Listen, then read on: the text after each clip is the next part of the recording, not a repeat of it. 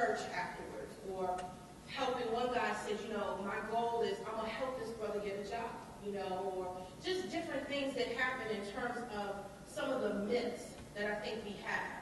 The other, I'm going to be done, I promise you, in like 2 minutes, I promise. The other piece was in terms of class. I think that's the other myth, that somehow if you put people who don't have in a room with people that have, that they're not going to be able to talk. What we found is that we had mixed economic income brackets. People talked, they shared, they benefited, they learned from each other. Why? Because, you know, you might have that same person in your own family. So it's not like you don't have middle-class families with people in their family who don't have stuff. I mean, if we're being honest.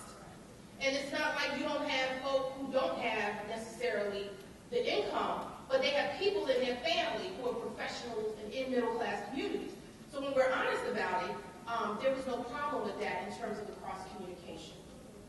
I'm going to close out by saying we have a very important role to play in social work in a lot of these different issues.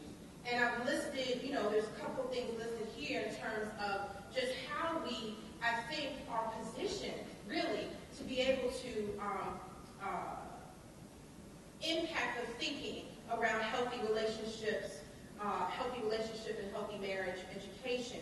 The other piece is in terms of our research. You know, we need to do a better job of understanding what works, what doesn't work. We found lots of things in terms of the differences in recruiting couples versus recruiting women versus recruiting men. There's some things that we've learned about how to do that.